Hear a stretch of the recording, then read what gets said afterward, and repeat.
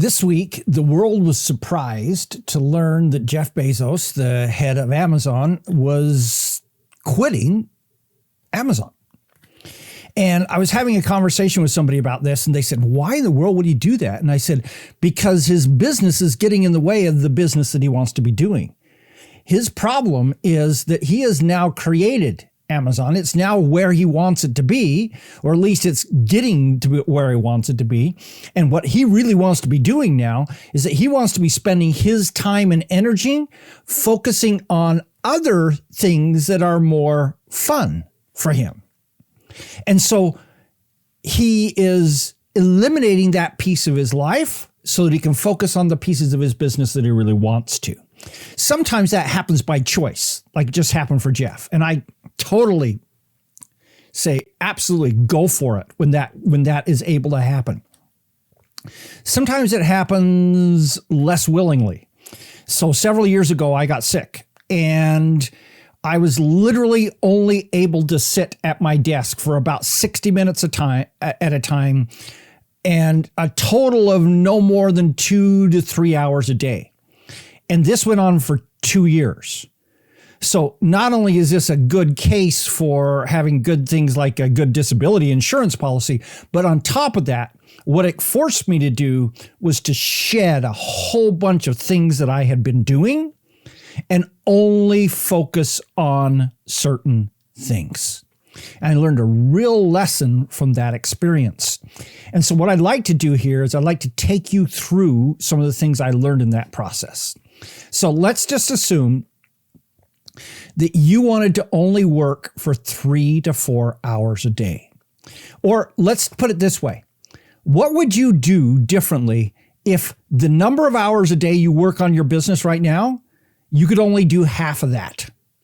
So if you're working 4 hours a day right now, let's assume you're working 2.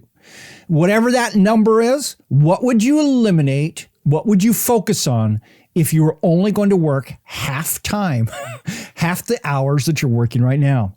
So the key comes down to 3 core questions. The first one is, what would you focus on? And what I invite you to do right now is to go over into the comments section and tell me right now what you would focus on if you were suddenly only able to work half the hours that you are right now. Because this could happen to all of us. A child could get sick, your parents get sick, you get sick, natural disaster, whatever it is. So tell me what you would focus on if you could only work half the hours you are right now. So while you're working on that, let me tell you some of the things that I believe, and some of the things I did, and some of the things that I believe you should be focusing on. The first one is your primary focus becomes revenue creating activities. What are the things that actually put dollars on my bottom line? And ruthlessly eliminate virtually everything else. So the only thing you're doing is stuff that puts dollars on the bottom line currently or into the future, because I'm not saying you become totally short term. You still have to be long term also. And so sometimes it's something that may not put dollars on the bottom line for a few months, or a few years even, but you start focusing on what can I do that creates revenue. So for me, I found number one was product creation. I needed to be creating products, things that I could sell. Okay. So go immediately heavily into product creation. And along with that comes this whole concept of coaching and teaching. So for me, coaching and teaching is the thing that most quickly translates from an idea into cash in the bank. And so coaching and teaching was where I focused and where I suggest many of you focus into your future. Now, for the long-term piece of that, and also for the short-term, is research and testing. So I'm a little different than a lot of people when it comes to creation of products. I don't believe in ever teaching you something. So if you're going to pay to be in a course with me, everything in that course is going to be something that I have tested so that I know that it works. I'm not going to give you theory. I'm not even going to quote you something that someone else has figured out. I'm going to have tested it myself. And so based on that high bar, research and testing for me is a revenue producing activity. Next is building positioning. So this right here, going live, is building my positioning. I told you many times about I call customers and potential customers on the phone every single week and talk to them. Talking to other potential joint venture partners and other people in the industry. Going on people's podcasts, speaking on their stages. All of that comes down to building positioning in the marketplace. That's where I want to be focusing the amount of time that I would be doing that. So let me just look over here because I see Anna wrote, I'd only create content, not consume. Ooh, really good recognition, Anna, because so many of us spend so much of our time consuming content. We spend so much time learning that we don't spend enough time producing, and certainly not enough time marketing. All right. Now, here comes the next thing that I invite you to write into the comments. So if you suddenly could only work half the hours that you're working right now, what would you not do? Okay. What would you not do? Write that in the comments, and once you start it with the word not, so that it breaks from what you were doing, the earlier comment you put before. Okay. So what would you not do? So actually, I'm so sorry. There's one more thing. Oh, wait a minute. That card is out of order. How dare it? Okay, we're not yet done with the things we would be doing, because I'm looking at it going, hey, I would definitely be doing that. Okay. This stuff sometimes happens when you're live. Okay. Next thing I would be doing is analyzing my metrics. Now note, I didn't say pulling my metrics. I would have somebody else gathering all those metrics, putting them into spreadsheets, dashboards, those kinds of things. So all I had to do is go in and look at them and analyze them. But analyzing metrics is something, it's a revenue producing activity. So far too few people do it. And I can't understand why. It's always confusing to me that some people are so adverse to math that they refuse to look at the math in their business. And absolutely, that is something that if you're afraid of math, metrics don't involve a lot of math. They just involve some numbers. And so you need to be looking at, okay, what are my numbers? What can I do to move those numbers up? So I'll give you a case study here for just a moment. I have a site called scambusters.org, which is a site that reports on the latest scams that are out there. I recently redesigned that site. I recently had that site redesigned. And that site was redesigned because it looked like it had been produced in 1998 in someone's garage. You've heard me mention that before too. And the reason why I did it was because not only was it hurting my positioning in the marketplace by looking so old, but in addition, a number of things like referring other articles and other information at the bottom of the post. So here's the post that talks about how to avoid phishing scams. Okay. And at the bottom of that, and I don't mean phishing like catching fish. I mean phishing with a PH, where people are trying to get your passwords and get access into your accounts. Okay. Now there's some related articles that can go to that. And before, those weren't attached into that. And so we added those to the bottom of it. And the interesting thing is, just looking at my numbers, what I can see very clearly is that my views, my page views per visitor. So the average visitor is now looking at 1.2 120% more pages than they used to. So if they used to look at 3 pages, they're now looking at 3.6 pages. And so what this has done is it's moved people more into the site. My revenues have gone up more than 20%, especially during January, which is the lowest time period of the year for advertising kind of revenues. And my revenues have gone up more than 20% during that same period of time. And so it appears that this is absolutely working. Now, there's not a lot of heavy math that went into that. The only piece of math was my average views per visitor went up by 1.2. So 120%. That's all the math. And so what you need to be doing is looking at things like, what can I do if I make this change to move a key number? That's not scary math. And I encourage you to focus on non-scary math. In other words, focus on your numbers. Okay. Next, strategic planning and direction. Figuring out what are the best uses of time? What are the best courses? What are the best programs? What's the best hook? What's the best webinar to run? Those kinds of things. That's all strategy. That's incredibly powerful. That's $1,000 an hour work. And then translating that down into strategic staff meetings. So I do not believe that the CEO needs to be at every single staff meeting. There are many staff meetings that ought to be done just within that department. And the CEO doesn't even have to know that meeting happened. But the CEO should be having key meetings with key people to make sure that all the individual actions are occurring at the levels that they need to be happening. One other key piece is email. So this may not be you. It may be somebody else writing these, but you need to be putting out emails to sell stuff, to put it bluntly.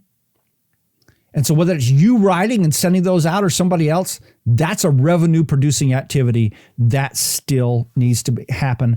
And there are very few. I dropped a card. Just a second. There is some strategic social media that should be happening too. Now, the thing that is concerning is that there's an awful lot of social media that is an absolute waste of time. And so social media is also a part of the stuff you don't want to be doing. It all depends on what individual piece of social media you're doing. Okay. All right, here we go. So, next question.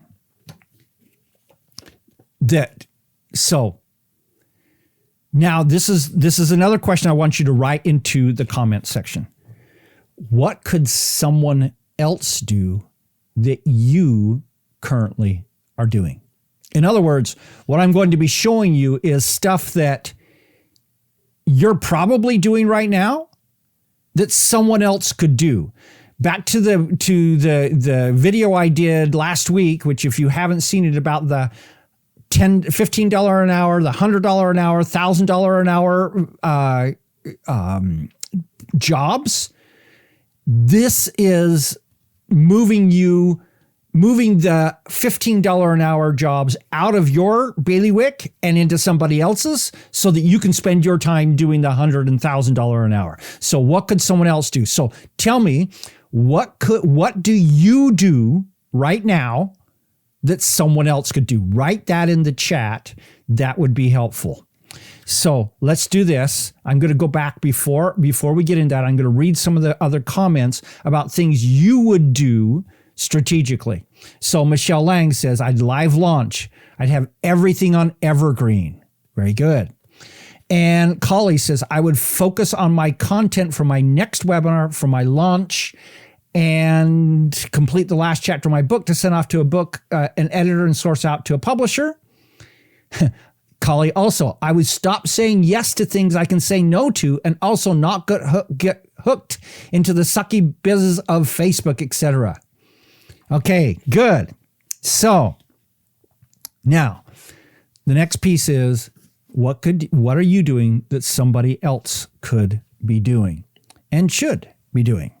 So here's a few of them. Editing videos. Somebody else can definitely do that. probably a whole lot better than you.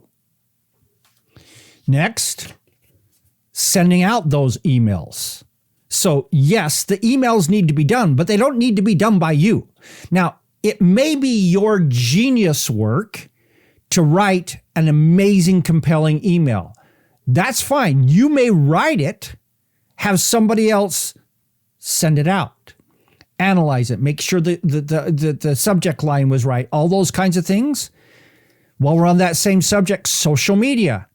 So, as I said, there are a very few strategic social media that you may want to be involved in, but you may want to have somebody else do all of your social media, very frankly. That's not something you need to be doing in most cases.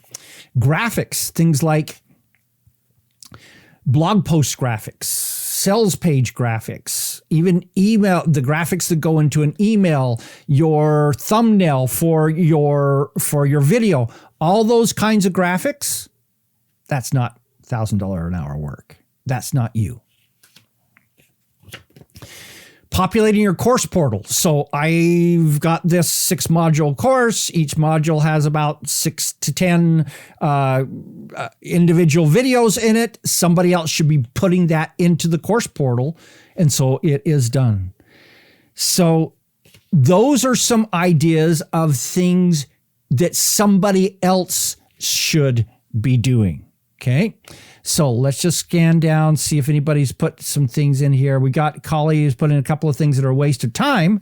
Good. So let's talk about what doesn't build revenues and what should you not be doing. So this is where, as you put this into the comments, write not and put the things that you should not be doing. Okay. So your time wasters are a big part of this too. So things like doom scrolling. Very frankly, for many people, you should never touch email. You should have somebody else who processes all of your email. You have a separate email account that you are literally the only person, that your assistant is the only person in the world who has that email address. And they forward the 1 to 3 emails per day that are worth you looking at. They handle everything else. Customer service, something you should not be doing. Okay, now, some people are going to argue with me on this.